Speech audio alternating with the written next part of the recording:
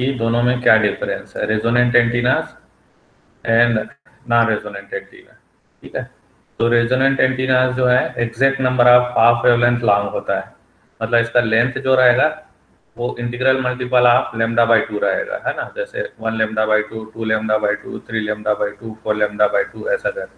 और ये जो एंटीना है ये दोनों एंड से ओपन रहेगा, टॉप और बॉटम दोनों से ओपन रहेगा, इसको हम लोग टर्मिनेट नहीं करते हैं। ठीक है, तो ऐसा करने से हम जनरली इसको एक फिक्स फ्रीक्वेंसी के लिए ही यूज कर पाते हैं, वाइड बैंड एंटीना नहीं बोल सकते इसको। और इसमें क्या है, आपको इंसिडेंट वेव और रिफ्लेक्टेड वेव दोनों मिलता है, जिसके कारण एक स्टैंडिंग वेव फॉर्म होता है उसमें। तो इसलिए लिखा गया है कि स्टैंडिंग वेव एग्जिस्ट होगा इसमें। ठीक है, तो इसमें स्टैंडिंग वेव होने के कारण जो पैटर्न बनता है एंटीना का रेडिएशन पैटर्न, वो बाई डायरेक्शनल मिलता है, बाई डायरेक्शनल। ठीक है, जैसे राइट में मिल रहा है तो मुझे जस्ट अपोजिट लेफ्ट में भी मुझे मिलेगा, अप में मिल रहा है तो मुझे डाउन में भी मिलेगा, इस तरीके से। ठीक है, तो दिस आर अनटर्मिनेटेड। अनटर्मिनेटेड अगर उसको मैं टर्मिनेट करता हूँ तो वो नॉन रेजोनेंट मोड में चले गया, ऐसा बोल सकते हैं। ठीक है, उसको और डायग्राम से समझाएंगे। अब आते हैं नॉन रेजोनेंट में। नॉन रेजोनेंट में वाइड बैंड एंटीना। ठीक है, इसको आप एक पर्टिकुलर फ्रीक्वेंसी नहीं, बहुत सारे फ्रीक्वेंसी के लिए आप यूज कर सकते हैं, इसीलिए लिखा है wide band antenna not sharply tune to one frequency. एक सिंगल फ्रीक्वेंसी पे नहीं, हम आसपास जो सेंटर फ्रीक्वेंसी रहेगा उसके भी यूज कर सकते हैं। नो स्टैंडिंग वेव एग्जिस्ट, इसमें स्टैंडिंग वेव एग्जिस्ट नहीं करता है। ठीक है, क्योंकि टर्मिनेट करते हैं तो टर्मिनेशन है वो जो है रिफ्लेक्टेड वेव को ऑब्जॉर्व कर लेते हैं, तो आपको सिर्फ ओनली इंसिडेंट वेव मिलता है।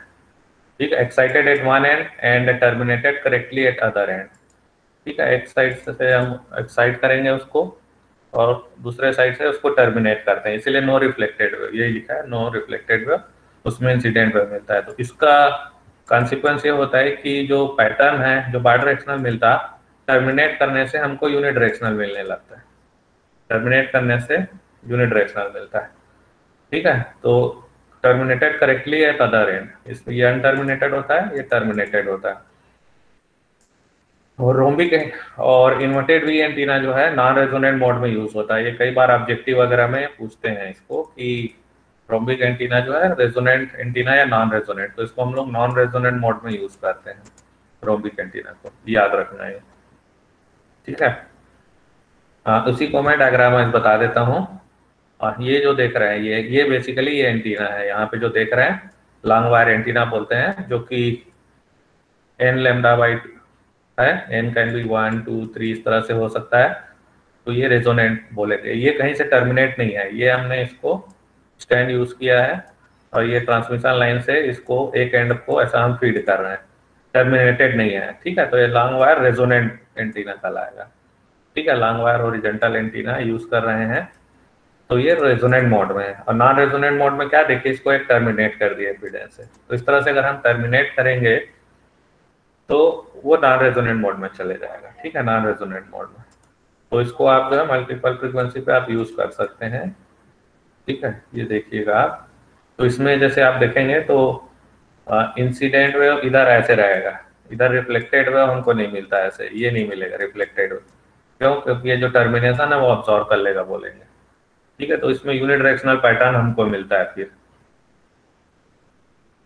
यूनिडायरेक्शनल पैटर्न मिलेगा। कैसे मिलेगा, ये पैटर्न दिखाया गया, देखिए जैसे एक वायर है, देखिएगा तो इधर ये सामने और इधर बैक पीछे, तो ये बाई डायरेक्शनल हो गया ना, ये अपना बाई डायरेक्शनल पैटर्न हो गया। इसमें ना रेजोनेंट मोड में, सॉरी रेजोनेंट मोड में, रेजोनेंट मोड में। ठीक है, जिसमें लेंथ है, ये जो एल लेंथ है ये हमारा 8 लेमडा है, 16 लेमडा बाई 2 है ना, दैट इज 8 लेमडा। तो ये जो बीटा जो यहाँ से आता है, ये हॉरिजॉन्टल एंगल जो रहता है ये आपका 17.5 डिग्री कुछ बनता है, 17.5 डिग्री ये बनता है, जो मैक्सिमम रेडिएशन डायरेक्शन होगा। और अगर हम जैसे ये टर्मिनेट कर दिए है ना, तो हमने कहा था जैसे इधर से फीड करते हैं ये ट्रांसमिशन लाइन से, तो ये इंसिडेंट वेव इधर रहेगा, तो इंसिडेंट वेव उधर है, उसी तरफ ही हमको मैक्सिमम रेडिएशन मिलेगा, मतलब ये फ्रंट डायरेक्शन इस डायरेक्शन में मिलेगा, इधर बैक वाला खत्म हो जाएगा। क्यों, क्योंकि इधर से रिफ्लेक्ट नहीं होगा, जो भी वेव आएगा यहाँ अब्सॉर्ब हो जा रहा है ऐसे बोलेंगे।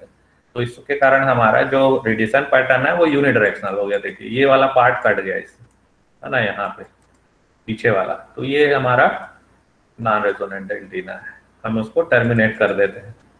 ठीक है, तो ये डिफरेंस हो गया। 7 मार्क आ चुका, याद रखिएगा, difference between resonant and non resonant antenna, याद रखिएगा। 7 मार्क का है, नोट्स दिया हुआ है, पढ़िए उसको। 7 मार्क, फिर 4-5 पॉइंट है, पूरा आपको लिखना पड़ेगा तभी 7 मार्क मिलेगा। और आप ऐसा डायग्राम भी बना दीजिए इसमें, इसमें आपका टर्मिनेशन दिखा रहा है और नहीं दिखा रहा है, और पैटर्न भी आप उसमें शो कर दीजिए। ये हो गया, ठीक है। अब आते हैं हम लोग एफिशिएंसी। एक आपको मैंने बताया था कि एफिशिएंसी का जो रेडिएशन एफिशिएंसी एंटीना का जो फॉर्मूला है वो रेडिएटेड पावर अपान हम लोग efficiency is equal to radiated power, है ना, radiated W R divided by total input power. तो ये हमारा बनता था R R into I R M S square, ऐसा करके रेडिएटेड पावर रहेगा। और ये हमारा आपका total antenna impedance R T into I R M S square, ऐसा करके। तो ये हमको मिलता है R R upon R R plus R L, antenna impedance is radiation resistance plus loss resistance. तो उस समय मैंने लॉस रेजिस्टेंस के बारे में बताया नहीं था आपको, ये लॉस कंपोनेंट एराइज कहाँ से होता है। तो यहाँ पे हम थोड़ा सा उसको डिस्कस कर लेते हैं, ठीक है, क्योंकि पूरा जो है इलेक्ट्रिकल एनर्जी वो कन्वर्ट नहीं होता रेडिएशन में, और लोअर फ्रीक्वेंसी पे ये ज़्यादा प्रॉब्लम होती, एफिशिएंसी बहुत पुअर होती है। जनरली जो लेंथ है ना, जो लोअर फ्रीक्वेंसी पे, वो जनरली हम लोग लेस देन लेमडा बाई 10 रहता है, या लेमडा बाई 4 से लेमडा बाई 10 के बीच में रहता है।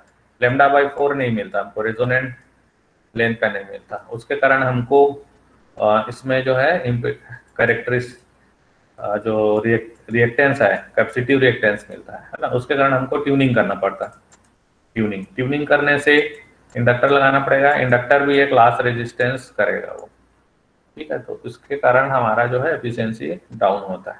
तो ये हम चाहते हैं कि ये जो एल है वो स्मॉल रहे, उसके कारण फिर ये भी आर एल भी है वो हमारा स्मॉल रहेगा उससे, तो उसके कारण हमारा आर एल कम हो जाएगा। और आर आर जो है हम बढ़ाते हैं, आप देखे होंगे टॉप लोडिंग से बढ़ा लेते हैं उसको, ठीक है। आर जी बहुत सारे आपको बताया था लास्ट कंपोनेंट क्या होते हैं, आर जी होंगे, फिर इंडक्टर के कारण जो आर एल होगा, ये सब जो चीजें था आपको बताया था मैंने, इक्विवेलेंट सर्किट है, ठीक है। तो ये बता रहा है, देखिएगा आर एल जो है रेजिस्टेंस जो है कहाँ से आएगा, loss resistance, ohmic loss, dielectric loss, corona loss, ground loss, loss due to loading Kyle.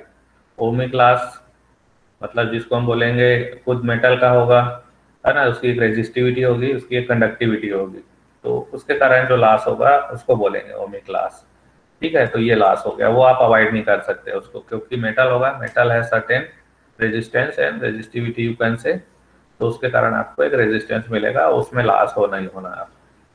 फिर है इसमें एक कोरोना लॉस। कोरोना लॉस क्या होता है, अगर हाई वोल्टेज पे ऑपरेट करते हैं तो सराउंडिंग एयर, एयर मतलब उसमें जो एटम्स होते हैं वो न्यूट्रल एटम बोल सकते हैं उसको, लेकिन उसमें से क्या होता है, इलेक्ट्रॉन्स बाहर आ जाते हैं, आयनाइज हो जाते हैं अगर हाई वोल्टेज पे ऑपरेट करते हैं। तो सराउंडिंग एयर का आयोनाइजेशन होना वो कोरोना लॉस कहलाता है। प्लस करके साउंड वहाँ जनरेट होगा और आयोनाइज हो जाएगा वहाँ पे, तो वहाँ पे इलेक्ट्रॉन्स रहेंगे, न्यूट्रल एटम नहीं रहेंगे आसपास, मतलब एक आयनोस्फीयर में जो प्रॉपर्टी रहती है उस टाइप का कैरेक्टरिस्टिक वहाँ पे थोड़ा मिलने लगेगा अपने को। तो उससे जो इलेक्ट्रोमैग्नेटिक वेव का प्रोपोगेशन डिस्टर्ब होता है तो लॉस होते हैं उससे, तो इसीलिए बोला जाता है उसको कोरोना लॉस होता है, ठीक है। कोरोना लॉस आयोनाइज हो जाता है हाई वोल्टेज में, अगर ऑपरेट हो गया या एक्सीडेंटली भी हो गया, तो इसीलिए जो है वोल्टेज ड्रॉप अक्रॉस इंडक्टर वगैरह हम कम चाहते हैं, वो तभी पॉसिबल होता है जब इंडक्टर की वैल्यू आपको कम लेंगे तो उसके क्रॉस जो वोल्टेज ड्रॉप होगा वो कम होगा। तो इसीलिए जो कैपेसिटेंस हेड प्रोवाइड करते हैं, जो कैपेसिटेंस C1 जो मैं लिखा था, डिजायर्ड कैपेसिटेंस जो है वो आपको ज़्यादा होना चाहिए, तो उसके कारण एल का आपको कम चाहिए रहेगा, उसके कारण आर एल भी आपको कम मिलेगा, और उसके कारण आपको वोल्टेज ड्रॉप भी कम मिलेगा, तो लो वोल्टेज में आप जो है वहाँ पे मिलेगा, तो उसके कारण कोरोना लॉस भी नहीं होगा, ऐसा बोल सकते हो। कोरोना डिस्चार्ज जो होता है वो नहीं होगा वहाँ पे, ठीक है। ग्राउंड लॉस ग्राउंड करते हैं, अर्थ जो है परफेक्ट कंडक्टर होता नहीं है ना। तो ये हमने आपको बताया था कि आरजी देगा आपको, ग्राउंड लॉस रेजिस्टेंस देगा। तो इसीलिए हम जो है फिर ग्राउंडिंग सिस्टम अडॉप्ट करते हैं कि आरजी को हम उसको कम कर सकें। और ये डाइलेक्ट्रिक लॉस गाय वायर्स वगैरह से हम लोग सपोर्ट करते हैं, डाइलेक्ट्रिक यूज करते हैं। एंटीना के कई बार नीचे लोअर साइड में भी हम डाइलेक्ट्रिक मटेरियल यूज करते हैं उसको स्टैंडिंग करने के लिए, इरेक्ट करने के लिए। तो उसके कारण जो क्योंकि इंसुलेशन परफेक्ट होता नहीं है तो कुछ इंफॉर्मेशन उससे भी, करंट उससे भी लीक हो जाता है। तो डाइलेक्ट्रिक लॉस बोलेंगे इसमें हम लोग, ठीक है। डाइलेक्ट्रिक मटेरियल यूज होता है। तो ये सब आ गया। फिर लॉस ड्यू टू लोडिंग का है, क्योंकि लेंथ है वो λ/4 से लेस देन रहता है तो हम इंडक्टर यूज करते हैं। तो ये भी एक लॉस रेजिस्टेंस प्रोवाइड करता है ऐसा। तो ये सब बहुत सारे फैक्टर्स हैं जो कि लॉस रेजिस्टेंस में कंट्रीब्यूट करता है, और इसीलिए एफिशिएंसी जो है बहुत अच्छा नहीं होता है।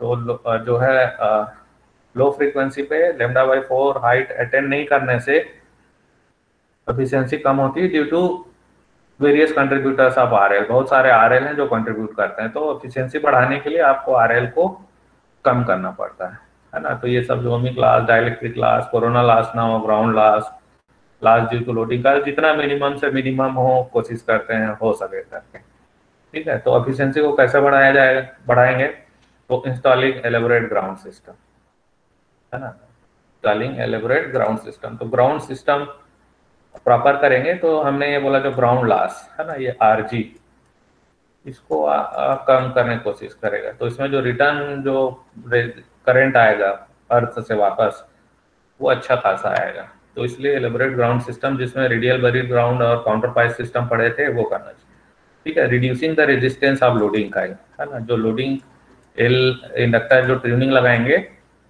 वो लो वैल्यू रहे तो ये भी आरएल को कम वैल्यू मिलेगा अपने को उसके कारण। तो इसलिए reducing the resistance of loading का, इसलिए हम लोग टॉप लोडिंग करते हैं। इससे हमारा C1 पार्ट है, रेडिएटिव कैपेसिटेंस, वो बढ़ जाता है, ठीक है। ऑकेजनली क्लीनिंग गाय वायर्स को क्लीन करना है, डाइलेक्ट्रिक वगैरह जो है उसको अच्छे से क्लीन करना है। तो उससे जो है डाइलेक्ट्रिक लॉस वगैरह थोड़ा आप कम कर सकते हैं यूजिंग टॉप लोडिंग। वही टॉप लोडिंग से C1 को हम बढ़ाते हैं, जिसके कारण फिर रेडिएशन रेजिस्टेंस एनहेंस एफिशिएंसी है उसको हम बढ़ा सकते हैं। तो ये तरीका है। तो यहाँ पे ये देखा गया कि लॉस रेजिस्टेंस कैसे आता है और उसको आप कैसे मिनिमाइज कर सकते हैं, एफिशिएंसी को कैसे बढ़ा सकते हैं, ठीक है। तो ये हो गया जो एंटीना, 60 एंटीना जो कि λ/4 से लेंथ होते हैं उसके लिए आरएल कहाँ से आएगा, कैसे आएगा, और एफिशिएंसी को आप कैसे बढ़ाएंगे, ठीक है। अब एक्चुअल में हम आ जाते हैं प्रैक्टिकल एंटीना जो कोर्स में है। तो हम स्टार्ट करते हैं पहले लॉन्ग वायर से। एक वायर एंटीना है, उसको हम कैसे लो फ्रीक्वेंसी हाई फ्रीक्वेंसी पे यूज करेंगे। तो अभी हम लो फ्रीक्वेंसी साइड से ऐसे जाएंगे, ठीक है। तो लॉन्ग वायर में वायर बेसिकली एक वायर है, ठीक है, उसको यूज करते हैं। इसको हम लोग हार्मोनिक एंटीना भी बोल सकते हैं। तो लॉन्ग वायर एंटीना का जो एग्जांपल है वी एंटीना, रोम्बिक, बेवरेज। तो ये जो है वी एंटीना और रोम्बिक एंटीना जनरली है high frequency, very high frequency ऐसे पे यूज होता है, ठीक है। ट्रांसमीटर रिसीवर दोनों के लिए यूज कर सकते हैं। और बेवरेज एंटीना जो है इसको रिसीवर की तरह हम लोग यूज करते हैं एट लो फ्रीक्वेंसी और वेरी लो फ्रीक्वेंसी। सिग्नल आ रही है उसको रिसीव करने के लिए, है ना, यूज करते हैं। तो ये बेवरेज एंटीना भी लॉन्ग वायर का एग्जांपल है, बट वो अलग अलग फ्रीक्वेंसी रेंज में यूज होता है, याद रखना, ठीक है। Antenna resonant as long as its length is integral multiple of λ/2। Generally जो लॉन्ग वायर लेते हैं वो इंटीग्रल मल्टीपल ऑफ λ/2 लेते हैं हम लोग उसको, है ना, जैसे 10 λ/2, 20 λ/2, इस तरह से, ठीक है। अब इसमें जो है टर्मिनेट हम उसको कर सकते हैं। टर्मिनेट करेंगे तो नॉन रेजोनेंट बोलेंगे, और अगर टर्मिनेट नहीं किए उसको इम्पीडेंस से तो नॉन रेजोनेंट। अभी बताया ही आपको difference between resonant and non resonant में। तो टर्मिनेट कर देते हैं तो नॉन रेजोनेंट, टर्मिनेट कर देते हैं तो नॉन रेजोनेंट, और नहीं करते हैं तो फिर रेजोनेंट मोड में रहता है। मतलब नॉन रेजोनेंट मोड में यूनिडायरेक्शनल पैटर्न और रेजोनेंट मोड में बायडायरेक्शनल पैटर्न मिलता है अपने को, ठीक है। तो आ जाते हैं सिलेबस में, जो है फर्स्ट एंटीना है वो बेवरेज एंटीना, इसी को हम लोग वेव एंटीना भी कहते हैं, तो नॉन रेजोनेंट मोड में यूज करते हैं, तो इसलिए नॉन रेजोनेंट एंटीना का ला रहा है। ठीक है, क्या होता है basically, it is a long horizontal wire जिसका लेंथ ये है, देखिएगा ये जो है, ये ये जो देख रहे हैं हॉरिजॉन्टल है ना, ये आपका बेवरेज एंटीना का लाएगा। कितना लेंथ का रहता है, λ/2 से 10 लैम्डा तक ले सकते हो इसको। आपको कहाँ कैसे रखना है, ये ग्राउंड से इसको 9 मीटर ऊपर रखना है, हॉरिजॉन्टली रखना है। ठीक है, अब चूंकि नॉन रेजोनेंट मोड में है इसलिए इसको ब्रॉडबैंड पे, मतलब मल्टीपल फ्रीक्वेंसी पे आप यूज कर सकते हो, not use for single frequency, multiple frequency पे यूज करते हैं। ठीक है, and it is satisfactory use for reception over a wide band of frequencies in the low frequency and very low frequency band. ठीक है, लो फ्रीक्वेंसी और very low frequency band में। ठीक है, जो आपका 3 किलो हर्ट्ज से लेके 30 किलो हर्ट्ज और 30 किलो हर्ट्ज से लेके फिर 300 किलो हर्ट्ज वाला जो बैंड है उसके लिए उसमें यूज करते हैं, इसमें एज ए रिसीवर। इस रेंज ऑफ फ्रीक्वेंसी को लो फ्रीक्वेंसी और वेरी लो फ्रीक्वेंसी जो रेंज ऑफ फ्रीक्वेंसी है उसको रिसीव करने के लिए यूज करते हैं। ठीक है, तो ये टर्मिनेट किए हुए हैं और ये जो है यहाँ पे लोड लगा हुआ है। ठीक है, तो ये जो इधर है ट्रांसमीटर है, इधर से कोई सिग्नल आ रही है उसको रिसीव करने के लिए रहते हैं ऐसा। लेकिन इसका वायर का जो लेंथ ज्यादा रहने से प्रॉपर्टी ये होती है कि इसका जो मैक्सिमम रेडिएशन डायरेक्शन होता है ये कुछ समथिंग कुछ एंगल बना के रहता है ऐसा। ये बीटा जो बोल सकते हैं इसको, एग्जैक्ट जीरो नहीं रहता है बीटा, ये समथिंग अभी जैसे आपको बताया था, ये पीछे गए थे देखिएगा, हाँ इसमें देखिएगा, हाँ ये देखिएगा, अगर एल जो है 8 लैम्डा हो तो बीटा जो है 17.5 डिग्री है ना, यहाँ से देखिएगा ये अगर वायर है तो उसका जो हॉरिजॉन्टल 17.5 पे एक ऐसा बैलून रखा है ऐसा बोल सकते हो आप लोग यहाँ पे, जिसका सेंटर है यहाँ से 17.5 डिग्री बनाते हुए रखा है ऐसा करके। तो इस तरह से आपको पैटर्न मिलेगा। तो इस डायरेक्शन से कोई रेडिएशन आ रही है कौन से रेंज में, लो फ्रीक्वेंसी और वेरी लो फ्रीक्वेंसी बैंड में, तो उसको रिसीव करने के लिए आप इसको यूज कर सकते हैं। ठीक है, 9 मीटर अबव इतना λ/2 से लेके 10 लैम्डा लेंथ का हॉरिजॉन्टल वायर को लगा देना है, इसको करेक्टली टर्मिनेट करना है और यहाँ पे लोड रेजिस्टेंस लगा देना है। तो ये हमारा हो जाएगा बेवरेज एंटीना जिसका आप लोग रिसीवर की तरह यूज कर रहे हैं। ये माइनर लोब दिखा रहा है, मेजर लोब है वो that will be towards exact transmitter नहीं रहेगा, some angle it will make certain angle, जो बीटा बोल रहे हैं इसका एंगल बनाते हुए। ठीक है, तो ट्रांसमीटर साइड है उसको रखते हैं एंड को ऐसा तरफ से, जिधर है उस तरफ। अब ट्रांसमीटर मेरा अगर इधर होगा है ना, तो ये मेरा काम नहीं आएगा, इसको रोटेट करना पड़ेगा आपको, फिर ऐसे रखना पड़ेगा इसको, ये जो वायर है उसको इस तरह से रखना पड़ेगा हॉरिजॉन्टल टुवर्ड दिस डायरेक्शन, तब जाके फिर वो उसको कैच कर पाएगा। तो ये उसका ड्रॉबैक है ना, एक पर्टिकुलर फिक्स डायरेक्शन है तो उसी के लिए आप रोटेट नहीं कर सकते इसको, या रोटेशन इसमें करना पड़ेगा सर। तो ये जो लेंथ है ठीक ठाक आएगा ये, क्यों, low frequency very low frequency पे लैम्डा निकालोगे तो अच्छा लेंथ आएगा वो, है ना, 20, 50, 600 मीटर ऐसे आएगा। तो उसका 10 लैम्डा करे तो फिर वो किलोमीटर, हाफ किलोमीटर ऐसा डिस्टेंस आ जाएगा। तो इसलिए इसको इंस्टॉल करने के लिए बहुत बड़ा स्पेस चाहिए। वर्टिकल है तो ठीक है वर्टिकल कर देंगे, लेकिन हॉरिजॉन्टल करना हो तो स्पेस चाहिए ना आपको, हॉरिजॉन्टल कैसे रखोगे उसको, तो ये उसका ड्रॉबैक होता है। ठीक है, तो इसका क्या क्या एडवांटेज है, डायरेक्टिविटी हमको अच्छा मिलता है, मतलब वो जो बीम जो आप मेन लोब देख रहे हैं उसका है ना, उसका जो सॉलिड एंगल होता है वो ज्यादा नहीं होता, तो डायरेक्टिविटी ज्यादा रहेगी बोल सकते हैं, बीम विड्थ कम रहेगा, वाइडर बैंडविड्थ, क्योंकि नॉन रेजोनेंट मोड में यूज कर रहे हैं उसको तो इसलिए बैंडविड्थ रहेगा।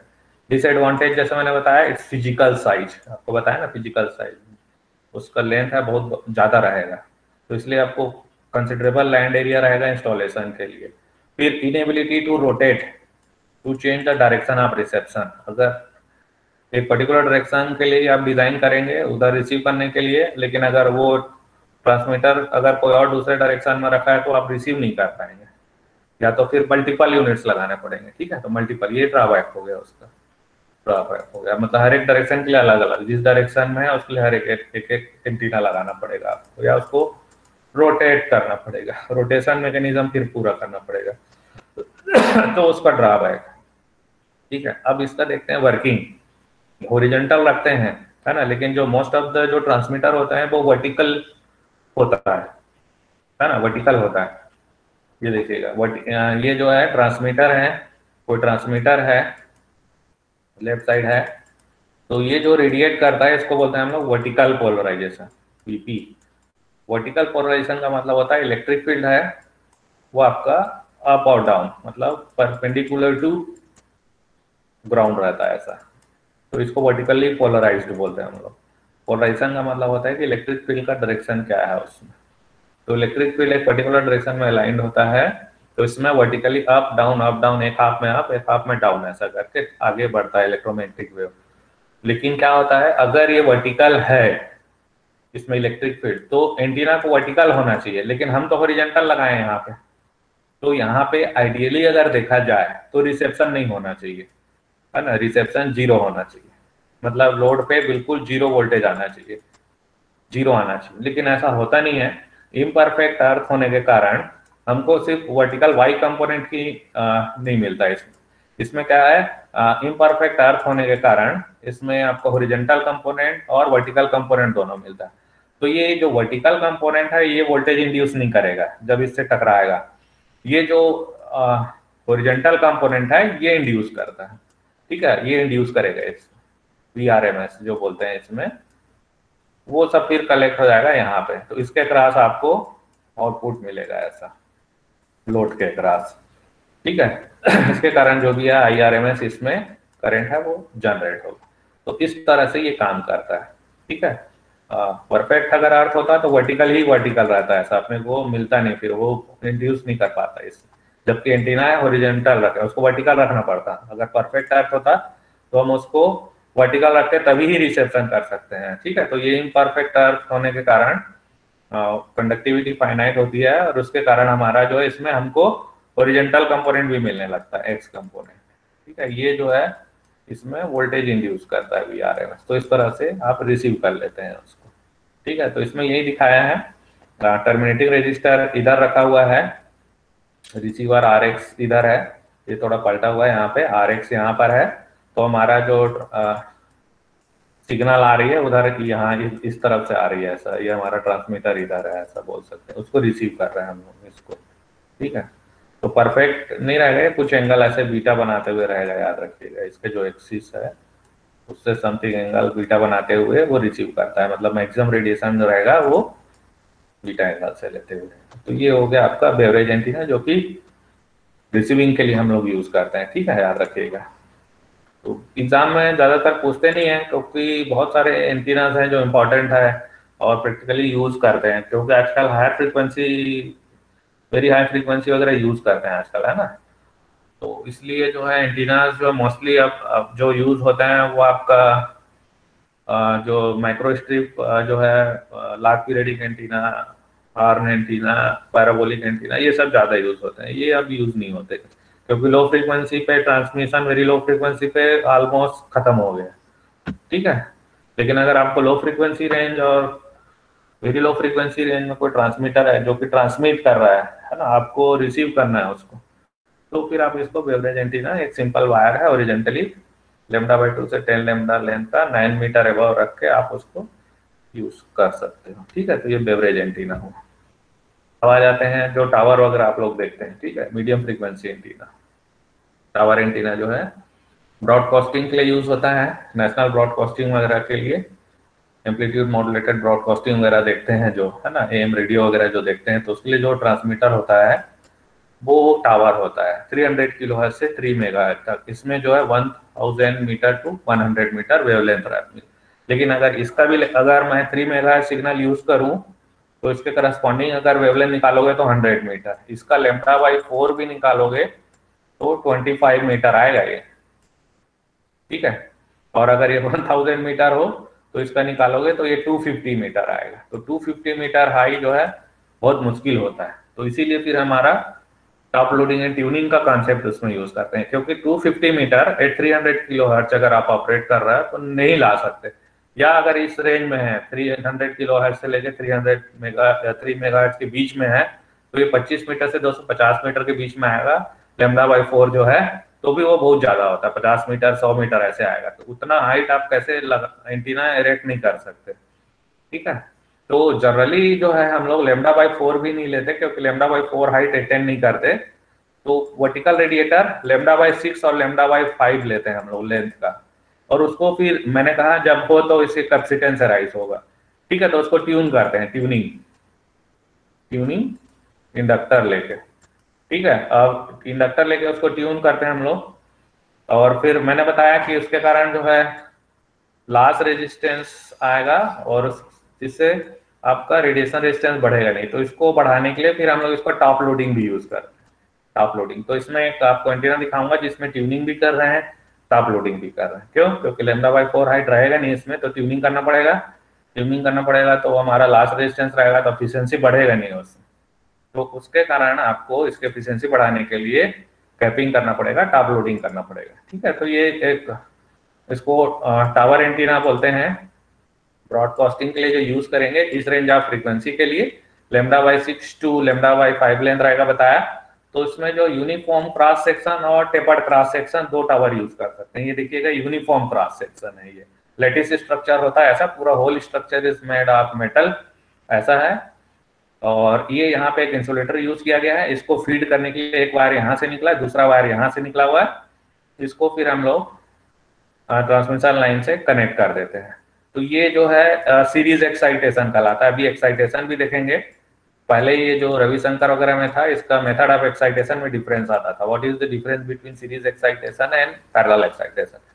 तो ये हो गया सीरीज एक्साइटेशन ऑफ टावर जो यूनिफॉर्म क्रॉस सेक्शन का है, ठीक है। ये आपका देखिएगा tapered cross section, tapered cross section, ठीक है। टेपर्ड क्रॉस सेक्शन में सपोर्ट वगैरह की जरूरत नहीं पड़ती है, तो ये पूरा टेपर्ड क्रॉस सेक्शन है, ठीक है। और कई बार इसको हमको सपोर्ट चाहिए रहता है, सपोर्ट करते हैं ऐसा, सपोर्ट के लिए तो जब सपोर्ट यूज करते हैं तो उसको मास्ट बोल देते हैं, MAST, मास्ट, मास्ट रेडिएटर।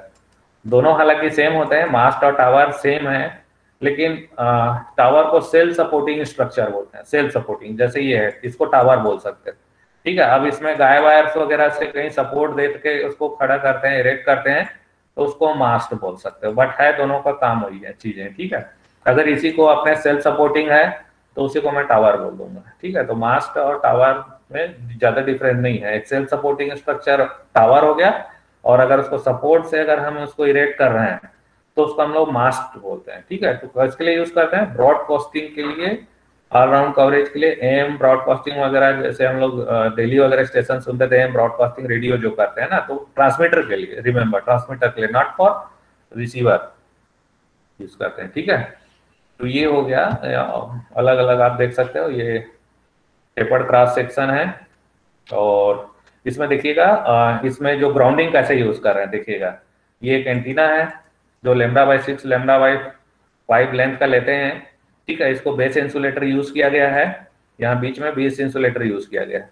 तो एक ट्रांसमिशन लाइन का एक लाइन यहाँ गया है, और ये जो ट्रांसमिशन लाइन का जो नीचे वाला पार्ट है, फिर यहाँ से नीचे जो ग्राउंडिंग सिस्टम है ना, जो देखे थे काउंटर पॉइस और रेडियल बरीड, तो ये रेडियल बरीड वाला यहाँ पे यूज किया गया है ग्राउंडिंग सिस्टम।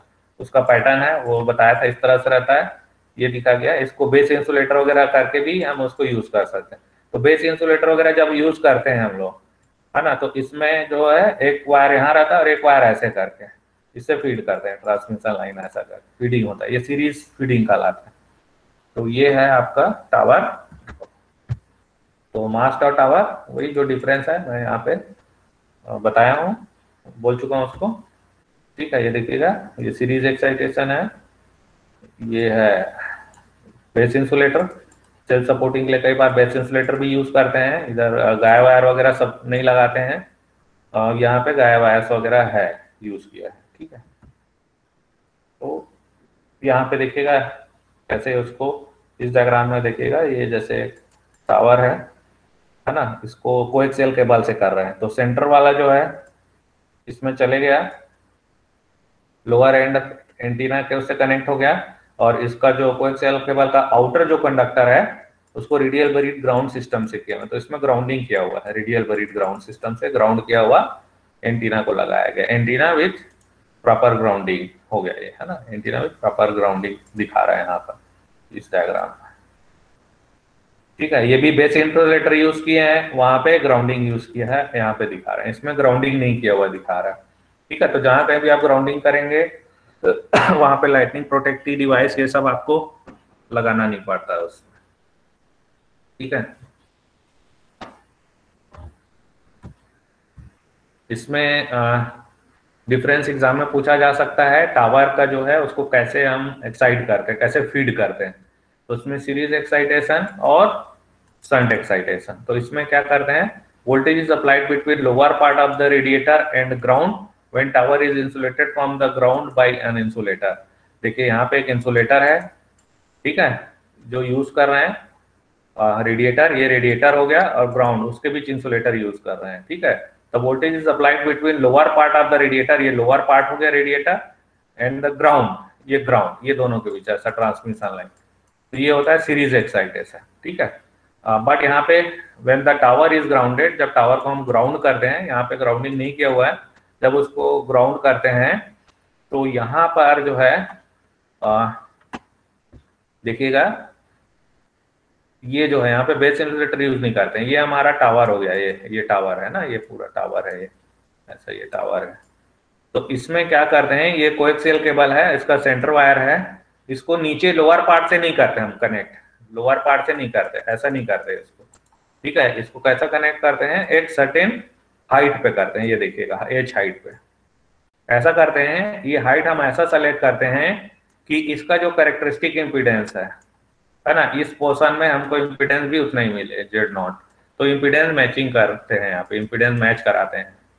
ये वाला बीसी सेक्शन का जो इम्पीडेंस है वो इस कोएक्सियल केबल का इम्पीडेंस से मैच हो जाएगा, तो इसको शंट बोलते हैं, इम्पीडेंस मैचिंग। यहाँ पे सीरीज एक्साइटेशन में इम्पीडेंस मिसमैच होता है, वहां पे आपका ट्रांसमिशन लाइन का इम्पीडेंस और इसका दोनों का इम्पीडेंस मैच होना चाहिए, ताकि मैक्सिमम जो है उसमें इंड्यूस हो सके, या मैक्सिमम पावर वो है वहां पे आपको रिसीव कर सको। ट्रांसमिट कर रहा है तो उसमें चले जाए, यहाँ से मैक्सिमम पावर इसमें चले जाए एंटीना में, रिसीव कर रहे हैं तो इसका मैक्सिमम इसमें आ जाए। तो ट्रांसमीटर में है तो इसको जो कोएक्सियल केबल जो ट्रांसमीटर से कनेक्टेड रहेगा वो मैक्सिमम इसमें लॉन्च कर सके एंटीना को, ऐसा है। तो ये शंट एक्साइटेशन होता है।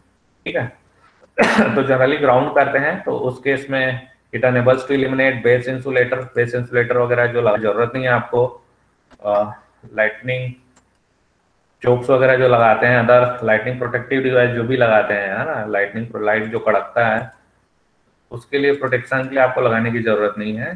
तो ये शंट एक्साइटेशन में हम यूज करते हैं। तो सीरीज और शंट एक्साइटेशन क्या है वो डिफरेंस देख लिया।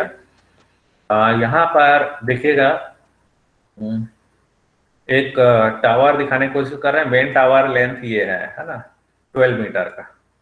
ये हमारा हमने बोला λ/6 to λ/5 लेते हैं तो हमारा रेजोनेंट लेंथ मिलता नहीं है, तो इसमें टॉप लोडिंग यूज किया है। ये इतना पार्ट पूरा टॉप लोडिंग स्ट्रक्चर है, ये टॉप लोडिंग का। ठीक है, टॉप लोडिंग दिखा रहे हैं इसको कैपेसिटेंस हेड C1 को बढ़ाने के लिए। क्यों, अब ये चूंकि मेरा λ/4 का था नहीं है, लेस देन था, तो इसको लोडिंग काइल करना पड़ेगा ट्यूनिंग के लिए, ट्यून करना पड़ेगा इसको, है ना, ट्यून।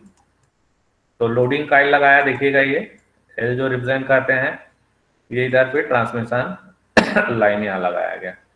तो अब ये ट्यूनिंग काइल लगाए है ना, तो ये एक लॉस रेजिस्टेंस कंट्रीब्यूट करेगा जिससे रेडिएशन रेजिस्टेंस बढ़ेगा नहीं। तो ये हम C1 कर दिए तो C1 बढ़ेगा, तो ये रेडिएशन रेजिस्टेंस को बढ़ाएगा, ऐसा टॉप लोडिंग जो है ऐसा। तो इस तरह से ये दिखता है, एक कमर्शियल अवेलेबल जो ट्रांसमीटर है उसको दिखाया है, जिसमें आपका ट्यूनिंग भी कर रहे हैं, टॉप लोडिंग भी कर रहे हैं, ये सारी चीजें इसमें शो किया गया है। तो ये टावर हो गया है। ठीक है, λ/6 to λ/5 जनरली आपका 300 किलोहर्ट्ज से 3 मेगाहर्ट्ज के बीच सिग्नल को ट्रांसमिट करने के लिए हम लोग यूज करते हैं। सीरीज एक्साइटेशन या पैरेलल यूनिफॉर्म क्रॉस सेक्शन हो सकता है, जनरली लैटिस स्ट्रक्चर होता है, मेटल का बना होता है, और पूरा होल लैटिस स्ट्रक्चर है वो एंटीना की तरह काम करता है। ऐसा नहीं कि एक सिंपल वायर है, ऐसा नहीं, पूरा जो लैटिस स्ट्रक्चर देख रहे हैं ये पूरा होल इट एक से एंटीना पूरा रेडिएटिंग सिस्टम की तरह काम करता है। तो टेपर्ड क्रॉस सेक्शन और यूनिफॉर्म क्रॉस सेक्शन ये दो टाइप का होता है। ठीक है, तो ये टावर हो गया, टावर।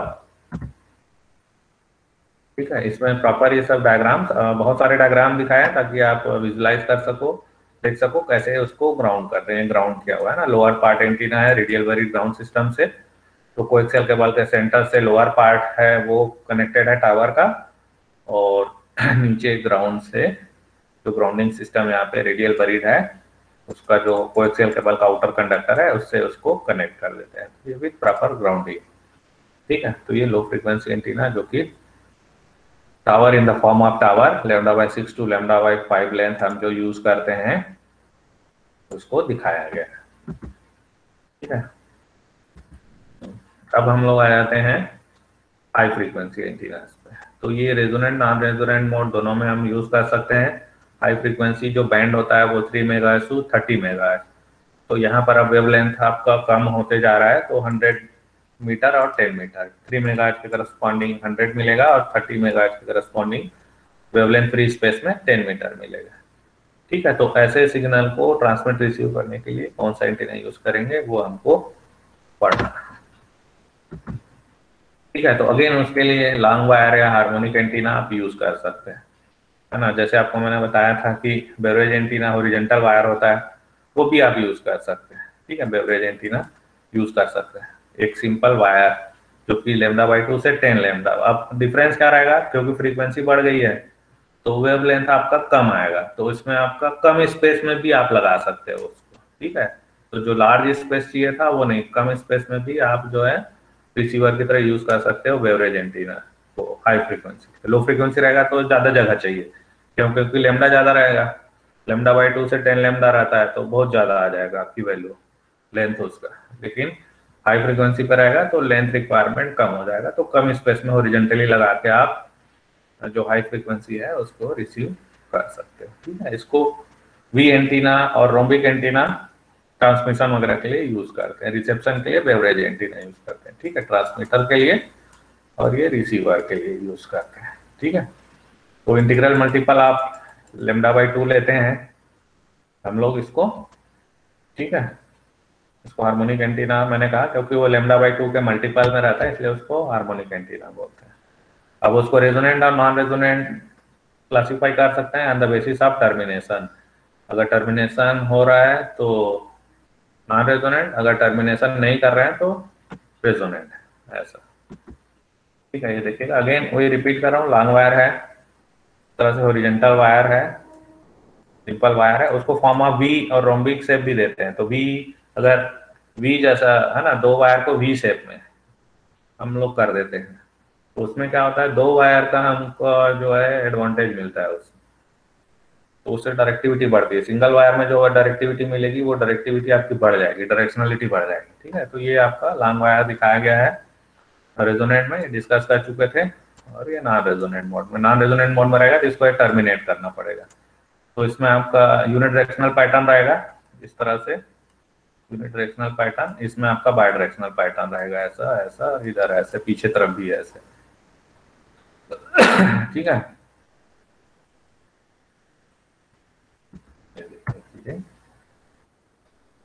नॉन रेजोनेंट में वायर का यूज, इसमें bidirectional, resonant bidirectional, non resonant unidirectional, एक डायरेक्शन इधर। ठीक है, ये टर्मिनेट कर दिए हैं इसको, तो इस तरफ वापस नहीं आता है क्योंकि अब्जॉर्ब कर लेता है। यहाँ से जो फीड लाइन है उसे ट्रांसमिशन लाइन से फीड करते हैं, तो only incident wave towards termination you will get wave.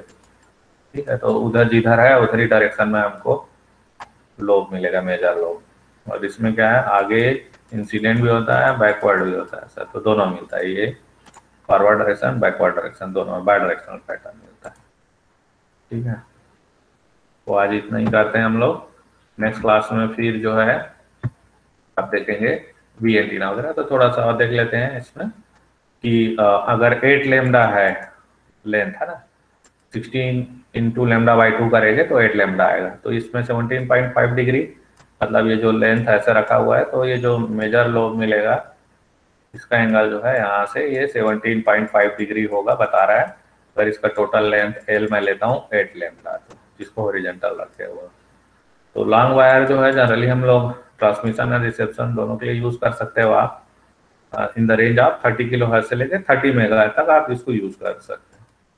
ठीक है। अब एडवांटेज क्या है, बहुत सिंपल है, एक वायर ही तो लगाना है आपको और हॉरिजॉन्टल लगाना है उसको, तो सपोर्ट के लिए थोड़ा चाहिए रहेगा। तो इसमें स्ट्रक्चर है इसका बहुत सिंपल होता है, कंस्ट्रक्शन बोल सकते हो, फास्ट भी है क्योंकि एक वायर ही है जो उसको आपको हॉरिजॉन्टल लगाना है। ठीक है। तो इसमें क्या है, बहुत अच्छा इफेक्टिव मेथड बोल सकते हो इसको, डायरेक्शनल पैटर्न, डायरेक्टिविटी ठीक ठाक मिलेगा आपको, और मतलब वही पावर गेन आपको ठीक ठाक मिल रहा है बोल सकते हैं। ठीक है। तो बहुत ज्यादा गेन नहीं मिलेगा, और गेन जैसे आपका डिश एंटीना वगैरह में जो मिलता है उतना गेन इसमें नहीं मिलता। 12 dB गेन मिलता है इसमें, इसमें आपको 3-4 गेन डीबी, 4 dB, 5 dB ऐसे मिलेगा।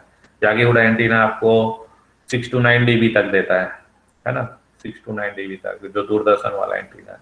और जो डिश टीवी हम लोग यूज करते हैं वो 12 dB तक देता है ना। आइसोट्रॉपिक रेडिएटर की डायरेक्टिविटी 1 होती है, आप जो डायपोल अपन ने लिखा है 2.2 होता है, 60 डायपोल की डायरेक्टिविटी कितना होता है, 1.6 dB होता है।